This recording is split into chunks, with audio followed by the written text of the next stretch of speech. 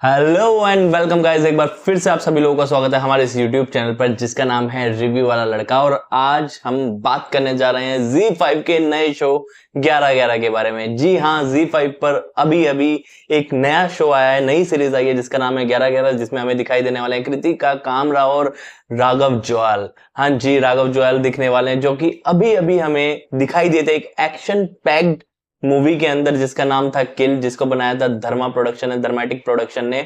और भाई साहब, उसका हीरो तो वाहवाही बटोरी गया था, लेकिन हीरो से ज्यादा जो वाहवाही बटोरी थी वो बटोरी थी उस मूवी के विलन ने। जी हाँ, उस मूवी को जिसने भी देखा वो एक अलग ही सिनेमैटिक एक्सपीरियंस था। उस मूवी का एक्शन बहुत प्यारा था, उसका कॉन्सेप्ट बहुत अच्छा था और उसकी तारीफ बहुत हुई, अवार्ड्स बहुत मिले हैं, बाहर से अवार्ड जीत के आई थी। और उसमें राघव जुआल की परफॉर्मेंस को बहुत ज्यादा एप्रिशिएट किया गया था सबकी साइड से, चाहे वो इंडस्ट्री का कोई बंदा हो, चाहे वो व्यूअर्स हो, जिन लोगों ने मूवी देखी, राघव जुआल का कैरेक्टर बहुत ज्यादा पसंद आया था। और एक बार फिर से राघव जुआल आ गए हैं उसी टीम के साथ, उन्हीं प्रोड्यूसर्स के साथ Z5 पर वापस एक सीरीज को लेकर जिसका नाम है 11-11।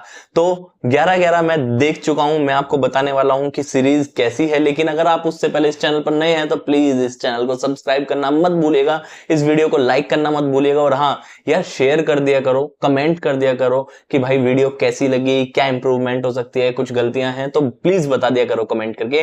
तो चलिए बात करते हैं सबसे पहले कहानी के बारे में।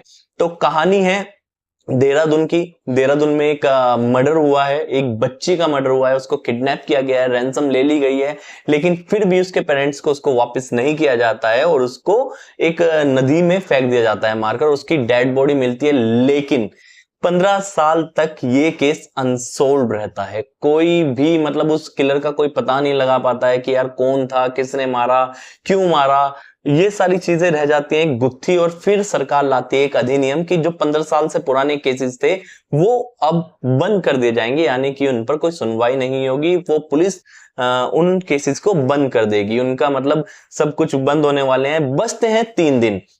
एंट्री होती है एक पुलिस ऑफिसर की, राघव जुआल की, जो कि इस केस के आई विटनेस भी हैं बचपन से ही। जी हाँ, जब उस बच्ची की मेले से किडनैपिंग होती है तो राघव जुआल भी उस टाइम 5-6 साल के ही होते हैं और वो वहां पर उस बच्चे को किडनैप होते हुए देखते हैं। वो बताने की कोशिश भी करते हैं उस टाइम, लेकिन बच्चा है, बच्चे की कोई सुनता नहीं है, पुलिस ऑफिसर सुनते नहीं है तो वो नहीं बता पाता है। लेकिन अब वो ही बच्चा पुलिस ऑफिसर बनकर आ चुका है और इस केस पर इन्वेस्टिगेशन करने वाला है। अब ये कहेंगे कहानी यार ये तो बहुत सिंपल सी कहानी है, इसमें क्या नया है, ये तो बहुत पुरानी कहानी है। कहानी ये है, लेकिन इसके अंदर की परतें अलग हैं। किस तरीके से इस कहानी को सुलझाया जाता है, इसमें है भाई साहब एक टाइम ट्रेवल है। टाइम ट्रेवल वो नहीं है कि यार पास्ट से फ्यूचर में, फ्यूचर से पास्ट में बंदा जा रहा है, नहीं। एक पुलिस ट्रांसमिशन है जो कि पुलिस के हेडक्वार्टर में ही रखा रहता है, जो वेस्टेज चीजें होती हैं उसमें रखा रहता है, ना कोई उसमें शैल होता है ना ही कुछ होता है, और वो वेस्टेज में पड़ा है, गार्बेज में पड़ा है। रात को 11:11 पर उसमें एकदम सिग्नल आते हैं और राघव जुआल क्योंकि वहां पर होते हैं तो वो जाकर उस ट्रांसमिशन को उठाते हैं और वो उस पर एक पुलिस वाले से बात करते हैं। वो पुलिस वाला बताता है कि हाँ किस किस तरीके से अभी मैं कहां पर हूं। तो राघव जुआल को लगता है कि कोई टिप है शायद, और इसी केस से रिलेटेड टिप होती है जो कि अदिति हत्याकांड, जो बच्ची का मर्डर किया गया था, इसी टिप से रिलेटेड होती है। और वो ट्रांसमिशन सिर्फ और सिर्फ 1 मिनट के लिए ही चलता है। 11:11 से 11:59 तक ही चलता है। 11:12 होते ही वो ट्रांसमिशन ऑफ हो जाता है।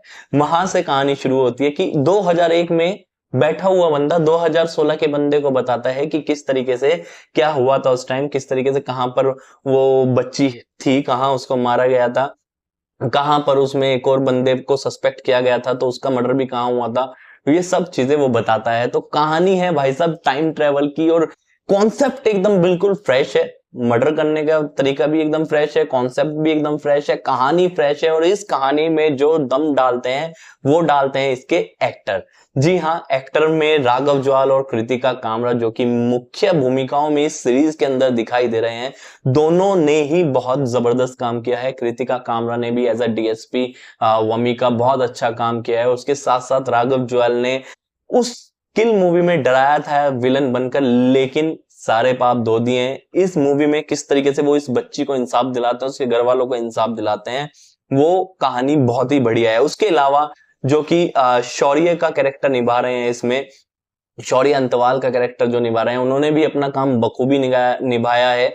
चाहे वो 2001 और 1990 की कहानी में जो फिट बैठते हैं। अच्छा, कहानियां यहीं खत्म नहीं होते, मर्डर यहीं खत्म नहीं होते हैं, ये मर्डर सुलझ जाता है कि किसने किया है, पकड़ी जाती है, उसके बाद भी और परतों को जोड़ा जाता है, लेकिन चीजें एक ही जगह से जुड़ी हुई हैं, उस ट्रांसमिशन से जुड़ी हुई हैं। 11:11 पे जो ट्रांसमिशन जुड़ता है, उससे ही पास्ट चेंज होता है और उससे ही फ्यूचर भी चेंज हो जाता है, क्योंकि घटनाओं को पहले ही बता दिया जा रहा है और चीजें चेंज हो रही हैं। तो ये बहुत अच्छी चीज है इस कॉन्सेप्ट की, और मतलब आप एकदम फ्रेश कॉन्सेप्ट है।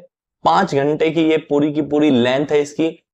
मैं तो देख चुका हूं 5 घंटे, और इस कहानी के बारे में और इस सीरीज के बारे में मैं एक चीज कह देता हूं कि 5 घंटे आपको 1 मिनट भी इसमें बोरिंग नहीं लगने वाला है। 1 मिनट भी आपको ऐसा नहीं लगेगा कि यार नहीं यार 5 घंटे बहुत होते हैं, बंद कर देता है। बहुत ही एकदम से पकड़ के और जकड़ के रखती है ये अपने व्यूअर को ये सीरीज। और एक्टर्स का काम बहुत प्यारा है, राइटर ने जो काम किया है इस सीरीज के अंदर वो बहुत प्यारा है, सस्पेंसेस बहुत हैं।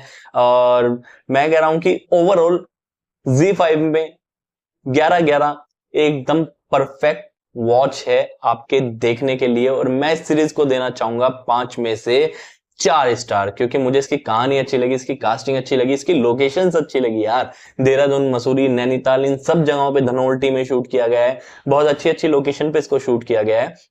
तो मेरा रिकमेंडेशन है कि आप ये सीरीज देख सकते हैं, और इसमें आपको एकदम बिल्कुल मतलब ऐसा नहीं होगा कि यार 5 घंटे हमने क्या सिनेमा देखा है।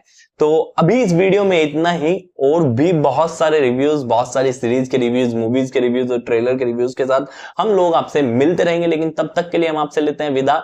धन्यवाद। लेकिन हाँ, अगर इस चैनल पर नए हो तो यार प्लीज इस चैनल को सब्सक्राइब करना मत भूलिएगा, वीडियो को लाइक करना मत भूलिएगा, शेयर कर दो यार, खटाखट शेयर कर दो। और हाँ, कमेंट करके जरूर बताना कि अगर आपने 11:11 देख लिया तो आपको कैसी लगी है, और अगर नहीं देखी है तो जाकर देख लो, फिर बता देना कमेंट में आके।